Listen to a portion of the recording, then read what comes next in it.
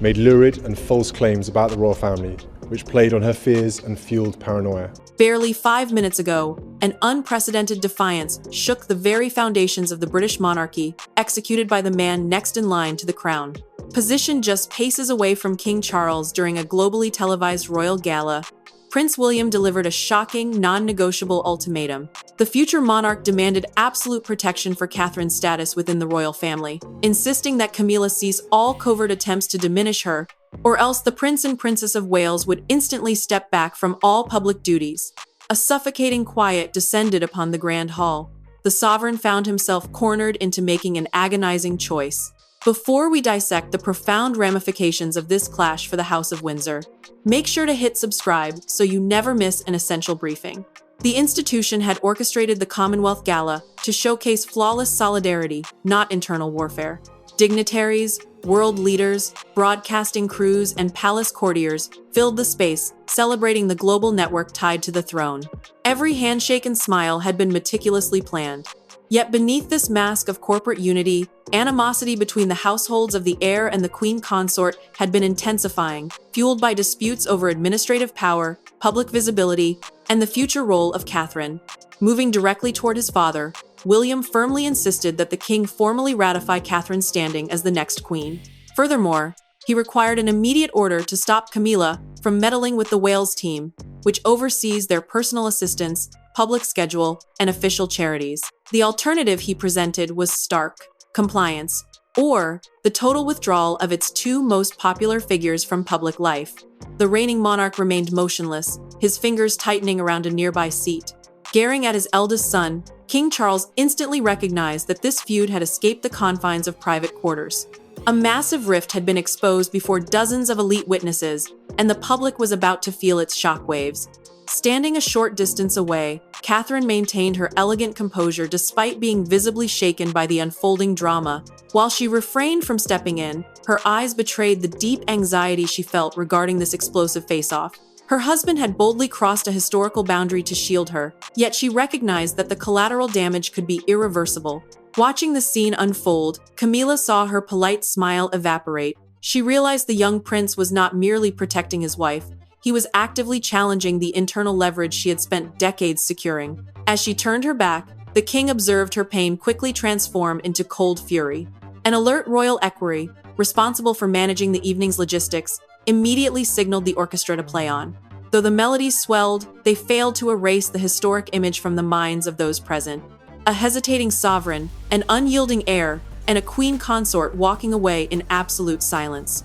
Behind the scenes, courtiers hurried between three distinct royal residences, exchanging urgent dispatches as alliances began to fracture. A single, haunting query echoed through the corridors of Buckingham Palace. What line had Camilla crossed to push William into jeopardizing his entire destiny on a global stage? To comprehend why the prince picked such a public forum to confront his father, we must look beyond the glittering ballroom and peer into the hidden dynamics connecting Charles, Camilla, Catherine, and a son who realized that remaining quiet was no longer an option. Behind that historic ultimatum stood four individuals harboring completely incompatible visions for the future of the crown. To King Charles, protecting the throne meant absolute survival. For Camilla, maintaining leverage was her only shield. Catherine viewed her public service as a sacred oath, demanding endless endurance, even when that endurance became agonizing. Meanwhile, William recognized a far more insidious threat: the systematic erosion of the woman he cherished by an internal palace mechanism she refused to openly fight. By the moment the confrontation occurred, every personal devotion had been refashioned into a weapon of war. The king carried the immense weight of sovereignty accompanied by a quiet anxiety he seldom voiced to anyone. As the reigning monarch, his primary directive was to maintain public equilibrium, suppress internal friction, and ensure that private domestic disputes never threatened the stability of the state. Yet Charles was also fiercely devoted to Camilla, the companion who had survived decades of public malice, social isolation, and institutional skepticism to claim her spot by his side. Within these walls, the crown represents the ultimate institution encompassing its ancient heritage, state duties, and societal influence. In his mind, safeguarding the monarchy had become completely intertwined with shielding his wife. The Princess of Wales brought an entirely different value to the family. Catherine was far more than just the wife of the heir or a highly admired public figure. Her flawless execution of royal duties, her grounding presence within their household, and her eventual elevation to the position of queen consort made her the linchpin of the upcoming succession. This structured transition of sovereign responsibilities from the current ruler to the next generation represents the bedrock of the monarchy. Compromising her standing did not just insult her personal dignity, it actively destabilized the illusion of timeless continuity that keeps the institution alive. Shortly before entering the gala, William stood alone in a private anteroom, adjusting his formal wear while staring intently at a digital message.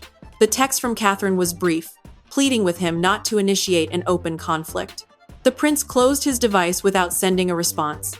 Though he deeply respected her grace, her constant restraint had become a source of anxiety for him. He saw that each time she opted for harmony, internal rivals interpreted her quietness as a total capitulation. Concurrently, Camilla met with Charles in an adjoining chamber, fiercely arguing that every administrative directive coming from her team was designed solely to protect the stability of the crown. While the queen consort spoke with absolute conviction, the king's hesitant silence deeply troubled her. She knew his natural tendency was always to postpone difficult choices, soften harsh realities, and wait for internal anger to dissipate. In this specific crisis, however, his indecisiveness left her feeling dangerously undefended. She worried that if the sovereign failed to stand up for her now, William would relentlessly chip away at her position until her institutional power was entirely dismantled. The future king had already anticipated this bureaucratic pushback. For months, William had maintained a confidential log detailing administrative choices implemented by Camilla's staff without Catherine's knowledge. This dossier included public appearances quietly rescheduled, historic titles reassigned, and directives funneled through low-level aides rather than being discussed in open forums. Evaluated individually, these events seemed trivial. Viewed collectively, they established an undeniable strategy of exclusion that he refused to overlook any longer. Catherine was far more aware of these maneuvers than she publicly let on.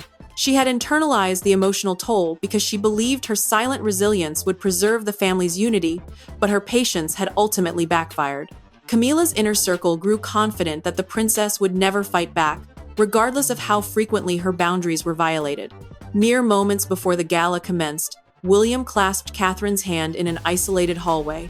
Looking directly into his eyes, she whispered for him not to wage this battle for the sake of her vanity. Holding her palm even tighter, the prince replied that he was taking action because their relatives had mistaken her quiet dignity for total submission. An unsettling occurrence at Windsor Castle would ultimately serve as the point of no return, an evening where a rearranged seating plan and a deleted name made William realize that protocol could be used as a declaration of total hostility. The catalyst for this crisis occurred 3 weeks prior during a magnificent state banquet held within the historic fortress. Every detail had been calculated to the millimeter, every arrival timed perfectly, and every ranking validated by the sovereign until Catherine stepped into the hall and discovered her assigned seat next to William had been altered. Furthermore, her designation had been entirely omitted from the primary lineup of royals welcoming the visiting dignitaries. Palace officials quickly dismissed the incident as a sudden logistical modification, but William instantly recognized it as a calculated political maneuver. The Princess of Wales had entered the dining hall fully expecting to occupy the prominent position previously confirmed for her. A state banquet represents the pinnacle of royal diplomacy, a formal dinner hosted for international heads of state where physical placement and official lineups signal an individual's rank, authority, and intimacy with the reigning monarch. Nothing in this environment occurs by accident. Her placement right beside her husband during the primary diplomatic greeting, and her proximity to King Charles at the table, had been intentionally arranged to showcase her future role. Moving her away was not a simple mistake by the staff. It was a deliberate alteration of the institutional narrative. Right as she neared the greeting area, a courtier removed her designation card. Catherine paused, observing the action in silence, before calmly inquiring where she was now expected to stand. William was positioned close enough to capture the steady tone of her voice and detect the underlying hurt she strove to conceal. Though the prince maintained outward calm in that moment, his resolve instantly solidified. It was Camilla who had personally sanctioned the modified floor plan shortly before the guests arrived. The queen consort had extracted Catherine from the main welcoming line and repositioned her much lower down the banquet table, offering the explanation that her personal advisors and guests required extra space. When encountering the couple later, She framed the adjustment as a purely functional decision. Catherine countered with flawless, icy politeness to prevent a public scene, but William detected the profound disrespect masked by the courteous exchange. His wife had been deliberately marginalized in front of the entire court, and the perpetrators expected her to suffer the insult without a word. Following the dinner, Charles encountered his son near a secluded gallery pathway. William directly questioned the king on whether he had authorized the sudden alteration. The sovereign confessed that he had not examined the final seating chart, advising the prince not to view every administrative shift as a personal assault. This dismissive response only amplified William's anger. The king might not have engineered the slight himself, but he had enabled a chaotic environment where such an insult could be executed without his awareness. The situation escalated when William received a detailed brief from a highly trusted official in his household. The report revealed that Camilla's office had also quietly purged Catherine's personal policy contributions from an upcoming master strategy document outlining the monarchy's future public focus. This revelation shifted the entire dynamic. This was no longer an isolated incident of bad seating. It was a systemic effort to diminish her public voice before she ever ascended to the throne. Catherine pulled William into a private corner, begging him not to confront the queen consort during the state dinner. He agreed to hold back, but issued a stern warning that staying quiet would only invite further marginalization. The heir then requested an urgent audience with Charles. The king deferred the meeting once, and then a second time. By that second delay, William no longer saw a father being cautious. He saw a monarch evading accountability. When Charles walked into the Commonwealth Gala, believing the domestic crisis could still be swept under the rug, William had already concluded that evasion was a deliberate choice, and he was prepared to force his father into an immediate, face-to-face decision. The confrontation did not commence with an outburst of anger from the prince. Instead, it began when King Charles quietly directed his son into a vacant adjoining chamber and firmly shut the door behind them. No media followed them inside, and all personal secretaries were barred from entering. For a tense interval, the father and son stood opposite one another in absolute silence. Finally, Charles commanded William to rescind his public ultimatum. The prince steadfastly refused, placing the documented Windsor Castle dossier directly into the hands of the sovereign. The king had acted with immense urgency because the ballroom outside remained packed with international diplomats, prominent royals, and sharp-eyed journalists analyzing every micro-expression. An audience room serves as a highly confidential sanctuary where a monarch conducts sensitive state affairs away from the public eye. Yet this particular space had suddenly transformed into the arena, where a private family fracture threatened to spiral into a full-blown national emergency. The sovereign believed that absolute secrecy could restore order, while William believed that relying on secrecy was exactly what had allowed the problem to fester. Charles set the dossier down on a side table without reviewing its contents. The monarch sternly informed his son that he had brought dishonor upon the crown, referring to the sacred institution of the monarchy and the supreme authority held by the ruler. William pushed the files back into his father's space, countering that the true dishonor occurred when Catherine was publicly humiliated while her husband was expected to remain silent and compliant. The prince never raised his voice, and that chilling composure made his words cut even deeper. The sovereign then accused the heir of weaponizing his domestic life for political leverage against the throne. The future king responded sharply, stating that his father had permitted his own domestic partnership to dictate internal palace decisions long before this crisis ever materialized. The accusation landed with immense force. For a brief moment, the king's majestic aura vanished, leaving a vulnerable father forced to confront an old grievance he had spent decades trying to put behind him. William made his core objective undeniably clear. He was not lobbying for Camilla's exile from the family, nor was he demanding that Charles turn his back on his wife. He was establishing absolute boundaries. The queen consort would possess zero administrative oversight regarding Catherine's public agenda, her ceremonial ranking, her household personnel, or her strategic training for her future role. Those duties belonged exclusively to the Wales household, the dedicated staff and officials who orchestrate the public obligations of the heir and his spouse.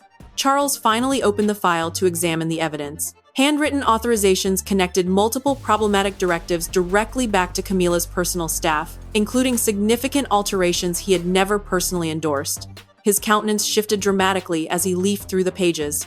The king had entered the room, assuming he was dealing with wounded vanity, But the documentation revealed a much larger institutional crisis. Substantial authority was being wielded around him without his explicit consent. The prince then delivered another blow, revealing that 3 high-ranking members of his administrative staff had already prepared formal resignation letters. They refused to continue working in a toxic environment where they were forced to execute contradictory directives issued by competing royal households. The crisis had escaped the realm of emotion. The practical operations of the palace were actively collapsing. Removing his spectacles and placing them beside the documents, Charles quietly inquired whether Catherine truly endorsed this aggressive ultimatum. William paused for a moment before replying that his wife supported harmony, but he had come to realize that genuine harmony no longer existed within this palace. The ultimate verdict appeared to rest entirely with the sovereign.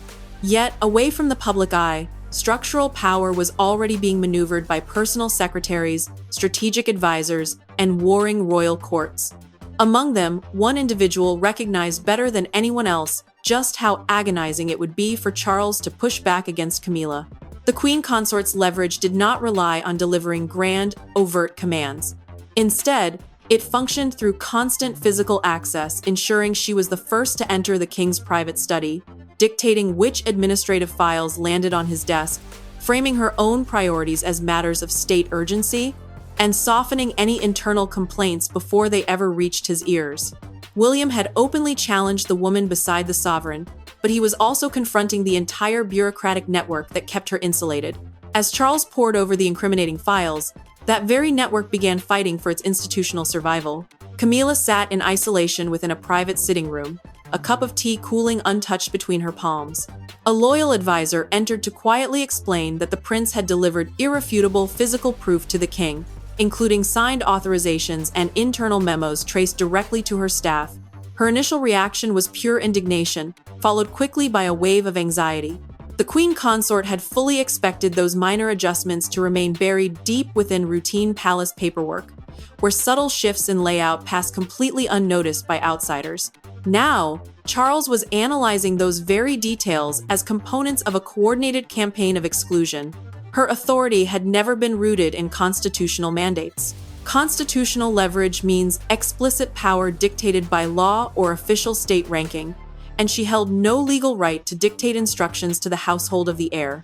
Her true strength was derived from her daily intimacy with Charles, her network of devoted private secretaries, deep-rooted social alliances, and her unique ability to curate the king's emotional environment before complex decisions ever reached his desk. She knew precisely when he was exhausted, she understood his desperate desire for domestic tranquility, and most importantly, she knew how far he would go to avoid an open confrontation. William undeniably held the stronger hand regarding the long-term future, but Charles was still the reigning sovereign. The sovereign is the ruling monarch possessing absolute final authority over every branch of the royal house. Until the eventual succession occurred, the prince lacked the legal authority to dictate how the wider court operated. Camilla was keenly aware of this dynamic. She also recognized that time was the prince's greatest ally and her greatest enemy. The king entered her quarters without the usual protocol, directly asking if she had authorized the seating changes at the Windsor banquet. Camilla offered no denial. Instead, she informed the sovereign that Catherine's rapidly expanding public profile required a strategic counterweight before the public began to perceive the monarchy as 2 fractured competing courts. In her view, the Wales household was actively constructing an independent center of power, one so influential that it threatened to make the king's current reign look like a mere temporary intermission. Her anxiety extended far beyond mere seating charts.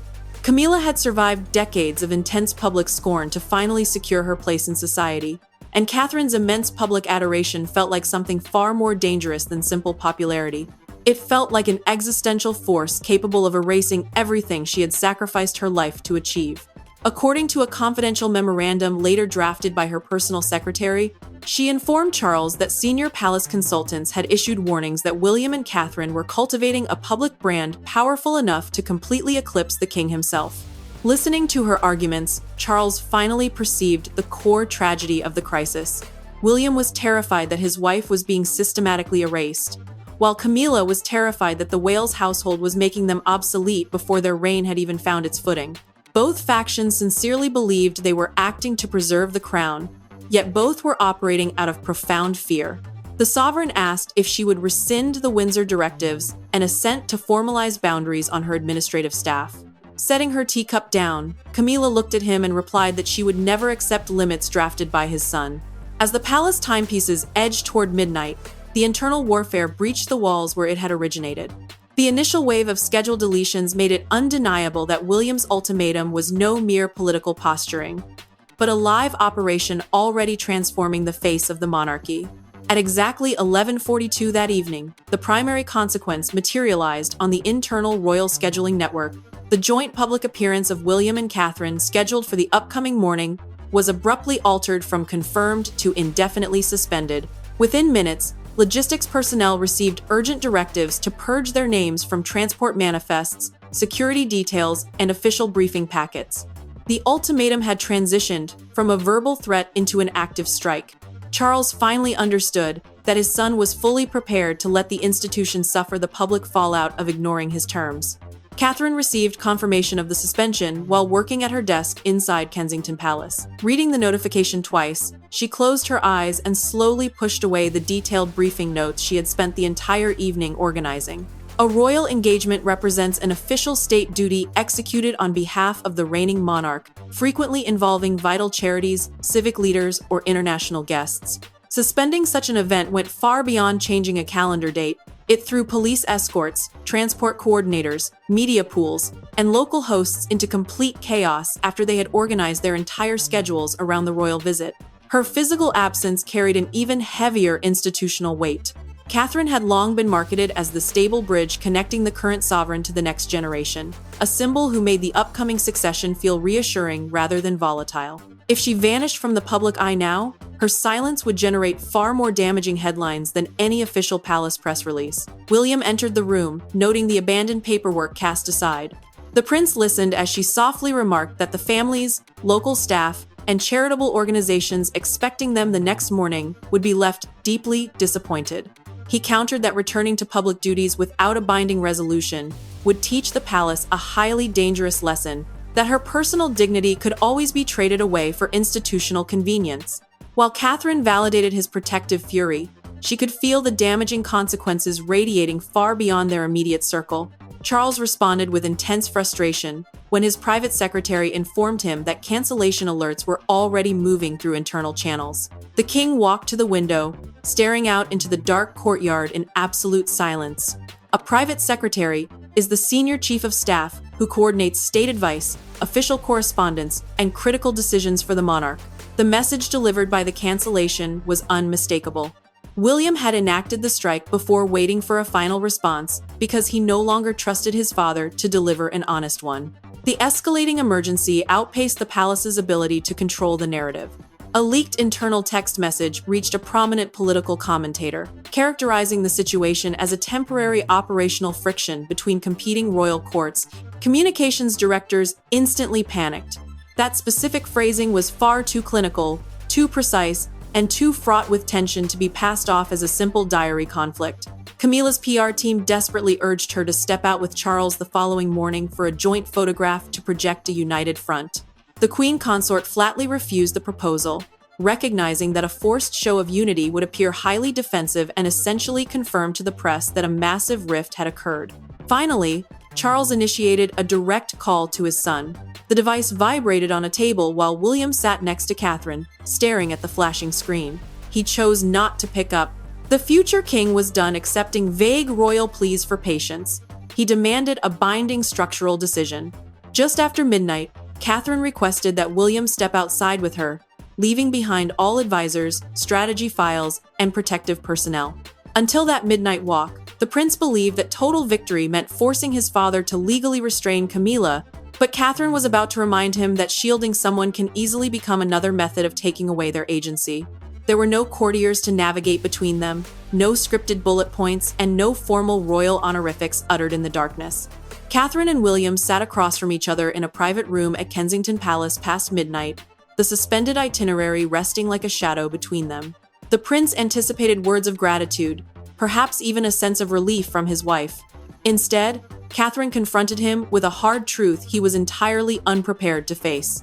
She refused to allow Camilla to minimize her status, but she would absolutely not permit William to shatter his relationship with Charles in her name. The princess recognized the deep psychological trauma driving his anger. William had watched raw, public warfare decimate his parents' lives, leaving behind an inheritance of agony where trust should have been established. Since those dark days, the prince had sworn an internal oath that his own wife and children would never be left defenseless within the palace machinery. Yet this explosive ultimatum had generated a fresh hazard. It had exposed the internal conflict, but it had also transformed her into a political chess piece claimed by both warring factions. Rather than acting as an independent woman capable of dictating her own boundaries, she was being used as a symbol. Pushing the cancellation notice aside, she informed William that she required structural boundaries, administrative accountability, and mutual respect. She did not want Camilla publicly humiliated, nor did she want Charles emotionally broken. The princess understood with absolute clarity that a triumph built upon the public capitulation of the sovereign would merely replace an old family wound with a fresh one. William confessed his deepest insecurity. He feared that any willingness to compromise would be interpreted by the court as absolute weakness, and that any display of restraint would simply invite the next institutional insult. Catherine countered that true strength is never calculated by how publicly you can force an opponent to surrender. Real power, she maintained, meant safeguarding your dignity without demolishing the lives of the people around you. The princess then articulated just how deeply the Windsor Castle incident had wounded her soul. In a confidential audio diary entry maintained by their personal household secretary, she recounted the experience of watching her name card being stripped away while forcing herself to smile and pretend it was of no consequence. That specific moment had made her feel entirely erased within her own family. Yet she had chosen to remain quiet because she harbored a deep belief that the family possessed the capacity to rectify its own mistakes internally. William could hear the profound pain in her voice now, but he also recognized her absolute refusal to let that pain dictate their long-term strategy. The solution she engineered transformed the entire calculus of the crisis. Charles would issue a public, ironclad reaffirmation of her future position, while Camilla would be required to sign legally binding administrative boundaries negotiated exclusively by neutral senior officials. Neutral officials are independent advisors detached from either competing royal court, enabling them to establish structural rules without appearing to favor one faction over another. These strict limitations would insulate Catherine's office without framing the agreement as a humiliating treaty dictated by William. The prince agreed to respond to the king's calls on one absolute condition: that Catherine join the line and speak first. That pivotal choice ended the direct combat between father and son, placing her independent voice at the very center of the resolution. Catherine placed the call to Charles herself. When the king answered, she stated with absolute calm that this crisis could never be resolved by forcing the crown to choose which woman held more value. It could only be resolved by deciding whether basic human respect applied to every single member of the family. The sovereign listened in absolute silence.